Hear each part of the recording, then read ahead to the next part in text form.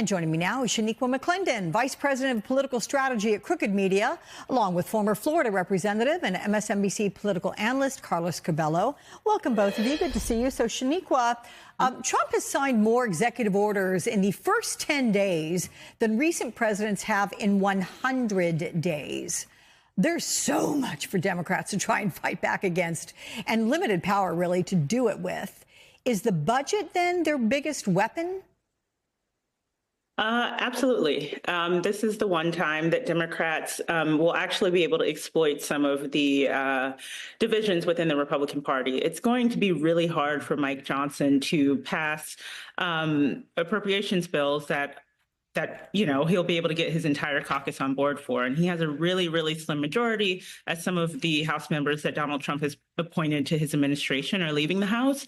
And so he's either going to have to depend on members of the Freedom Caucus who have been really clear about what they are and are not willing to support when it comes to government spending. And if he doesn't get their support, he's going to need Democrats. And Democrats are going to push for really important concessions if he's to get any of their votes. Yeah. Carlos, you served in the House. How difficult is it going to be for Republicans to get this budget done without Democratic support? And why aren't we seeing any Republican opposition to any of Trump and Musk's actions so far? Alex, in terms of government funding, it has been many years since Republicans have been able to, on their own, pass a government funding bill. Most of these bills end up being bipartisan bills, so Republicans need some Democrats at least, and usually it's a significant number of Democrats to go along with them in order to fund the government, in order to do things like deal with the debt ceiling. So this is going to be a key moment here in the early going of the Trump administration and the early going of this 119th Congress, because Democrats certainly have a pretty strong hand.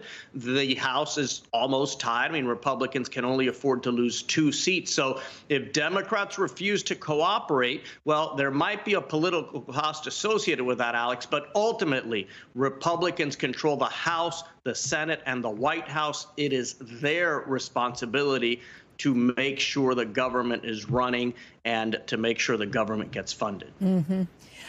So, Shaniqua, with Trump's tariff threats looming, Prime Minister Justin Trudeau spoke about what he seems to view as a real threat from the U.S. He was caught on a hot mic during a closed-door meeting. Here's part of it.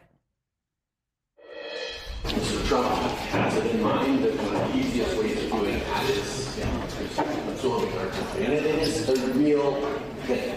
In my conversation with him. So it cuts off there when I think they realize the mic is on. Does it seem like Canada is seeing these jokes about it becoming the 51st state, and they are not laughing? And by the way, Trump National Security Advisor did not dismiss this completely out of hand on the Sunday talk shows. Yeah,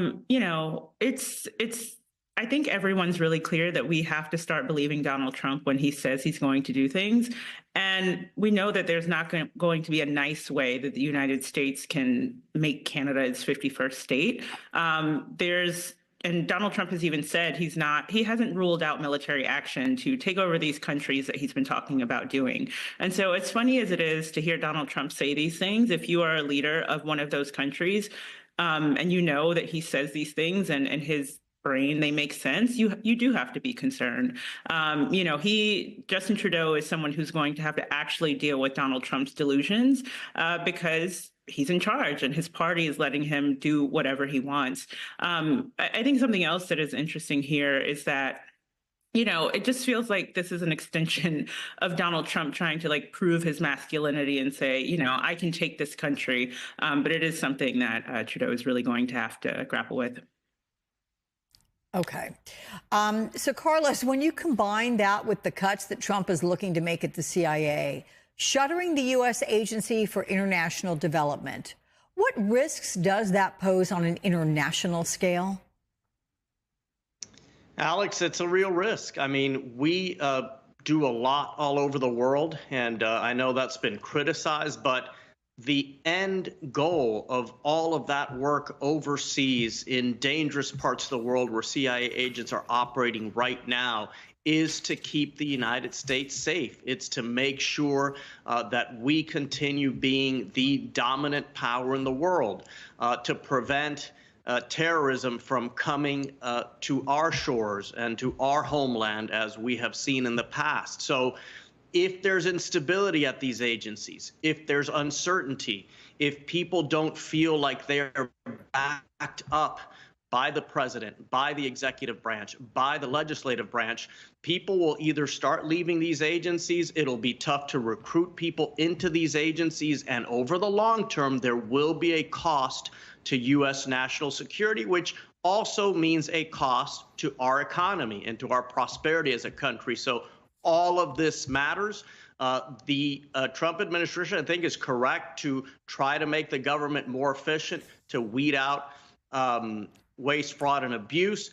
The way this is done matters, though. The way this is done is what's troubling a lot of people these days, and what could cause it to break, either legally, and we've already seen that as some courts have blocked some of these actions, or politically, when the American people or Republicans in Congress start pushing back and saying this is too much. Yeah, well, it's like using a wrecking ball instead of a scalpel for surgical precision. But let's talk about Guantanamo, Shaniqua, because more than 36 migrants have been sent to Guantanamo Bay so far. Trump is trying to turn that into a large-scale detention center.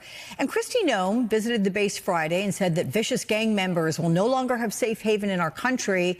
But with the number of migrants that Trump wants to house there, will it truly be all violent criminals? I mean, how will we even know?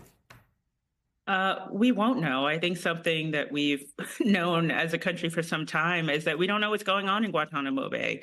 You think back to the pictures that came out during the Iraq and Afghanistan wars, and people were really horrified to see what was going on. And I think that is the point. This is a continuation of Donald Trump's cruelness. And I'm not sure a different way to say this other than he is an evil man. And I think he's really intent on harming people that he feels not only shouldn't be in America, but don't represent, quote unquote, what America is, which for him is white men being in charge. And so it's really, really unfortunate. I would hope that the people, our leaders, care about people's human rights and sending people who are just trying to chase the American dream, sending them there. It's not going to just be people who are in gangs. It's going to be anyone that they don't think fits the description of who should be in this country. And in fact, Carlos, lawyers are worrying that those migrants at Guantanamo, they're going to be in a legal black hole. 4 lawyers say those who have arrived so far, they're being denied access to legal counsel. So what kind of oversight of these camps do you think there's going to be? Yeah, as we know, the U.S. government has long used Guantanamo as a place that is kind of beyond the reach of oversight, beyond the reach of due process. I will say this, Alex, on this issue of immigration, I do think the American people are going to be very patient with this administration. I think they're going to give President Trump and his team a lot of latitude in terms of how to address this issue, because the situation over the previous 4 years at the southwest border was so chaotic. Those images were so dramatic that I think the American people do want to see a pendulum swing on immigration. And I think this administration's got plenty of running room on that issue. Okay. Shaniqua and Carlos, I'll see you guys both again soon. Thank you much.